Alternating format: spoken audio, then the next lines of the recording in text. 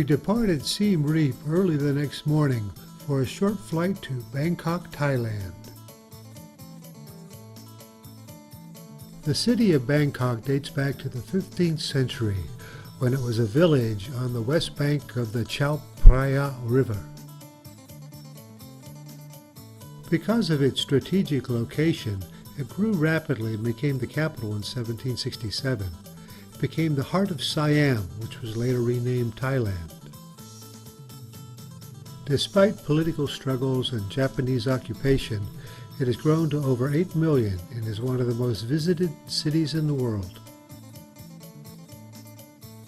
Departing the airport, we saw the first of an endless display of billboards and other signage praising the recently deceased king Bhumibol Adulyadej.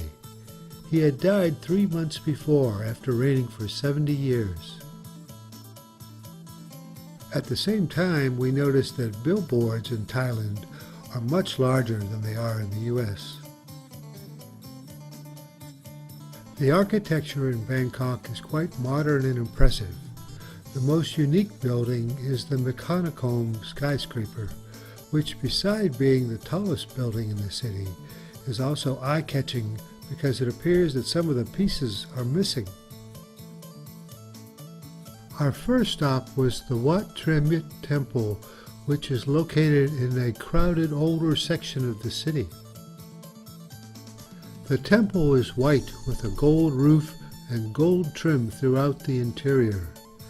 It has an abundance of exquisite statues and relief carvings. But the primary attraction is the largest solid gold Buddha in the world. It is 10 feet tall and weighs 5.5 tons. The gold is worth over $250 million. It was probably made in the 13th century, but at some point there was concern about foreign invasion and having it stolen, so it was plastered over with stucco.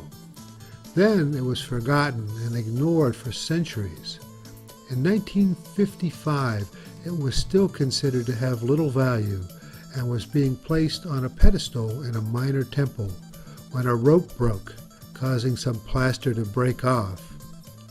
Now it's housed in an especially built temple and is a major tourist and religious attraction. There was another temple right next to this one that was much smaller compared to what we had just seen. In front was a food cart where you could buy Buddha finger bananas right off the stalk. And across the way was a souvenir shop where you could buy gold and what was advertised to be holy artifacts, perhaps bones of the prophets. The next stop was Chinatown, where we wandered through the crowded wholesale market, observing street vendors selling an endless variety of seafood, fruits, vegetables, and meats in bulk out of boxes or cooked on trays. One noteworthy product is the durian, which has the innocent look of a spiny melon but has the smell of rotten eggs. Next, we climbed aboard a tour boat to cruise the Chao Phraya River. From the river there is a spectacular view of historic sites as well as modern architecture. The river was quite busy and we were frequently passed by river taxis, which are powered by large exposed truck engines having direct drive propellers. We passed the Wat Arun Buddhist Temple and the Grand Palace, along with other historic temples and government buildings. High-rise buildings included the Hilton Hotel and the River Park condos, along with many 2- and 3-story flats. After a quick Thai buffet, we were on our way to the last and most spectacular site, the Grand Palace. The Grand Palace has been the official residence of the kings of Siam since 1752. Throughout successive reigns, it experienced organic growth and many new buildings and structures were added, creating an eclectic look. Since 1932, the site has become largely ceremonial, but it is still the most popular tourist attraction. The grounds are divided into the outer, middle, and inner courts. We spent our time in the outer court, which contains the Emerald Buddha Temple and the statues guarding the entrance. We were impressed by the Phra Sri Ratana Shadi Buddhist Pagoda, which is built in the Sri Lankan style. The Golden Chedi has statues of warriors supporting the wall.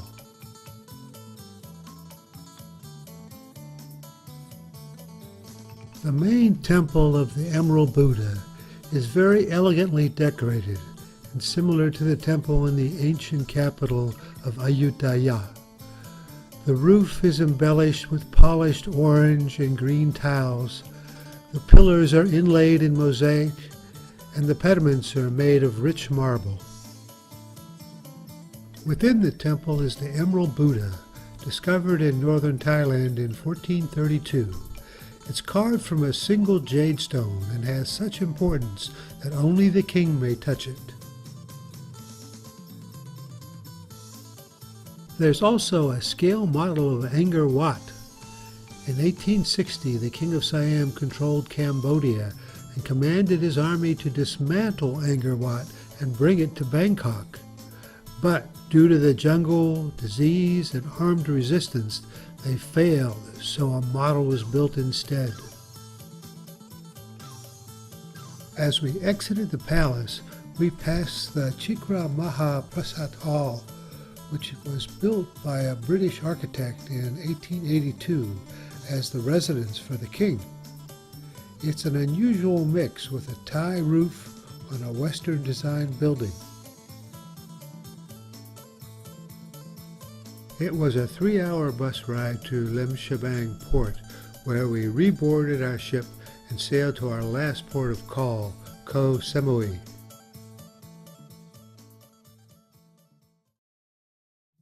Our ship sailed through the night south on the Gulf of Thailand, arriving the next morning at the island of Ko Samui. Ko Samui was an isolated but self-sufficient community with no roads or cars until the 1970s. It wasn't until 1973 that the Thai government built a road around the island.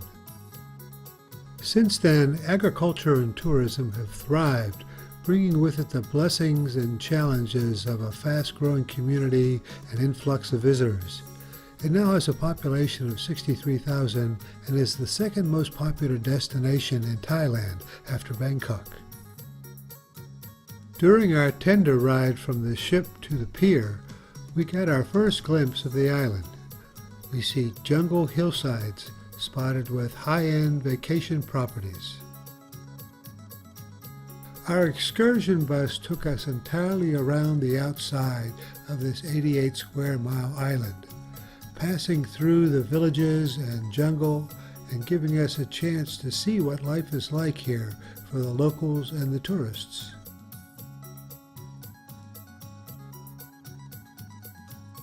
Our first stop was the Big Buddha. This temple sits majestically on a small rocky island off Ko Samui's northeastern corner. Its golden 12-meter seated Buddha statue was built in 1972 and remains one of the island's most popular attractions. The statue depicts Buddha in the state of calm, purity, and resolve, having overcome temptation and fear sent to him by Mara, Lord of Illusion.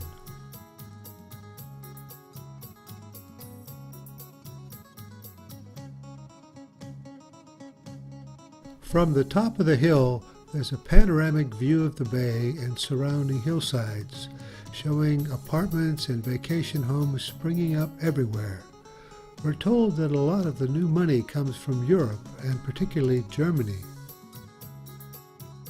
We're back on the road again and continue to pass family-run shops.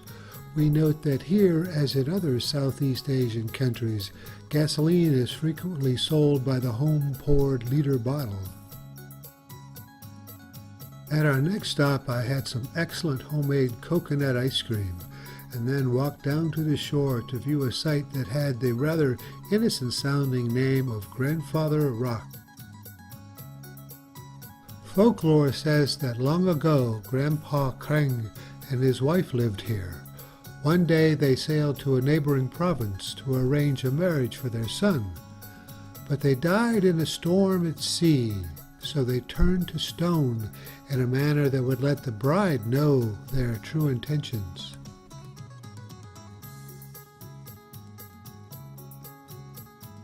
The next stop was equally unusual as we viewed the remains of monk Pra Kra Sumathakitikun, who predicted the moment of his own death in 1973 and left instructions to have his mummified body displayed to encourage future worshippers. The sunglasses are kept on so that little kids don't freak out. Our last stop was to Namung Waterfalls, where we saw a cute baby elephant with its mother, and then walked back into the park to make a quick visit to the falls.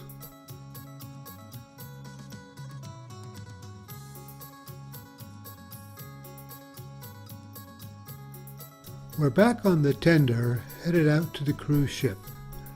This is the end of our adventure as we sail back to Singapore and then fly home. It's been an excellent experience, and I recommend it to anyone who wants to gain a deeper appreciation of Southeast Asia.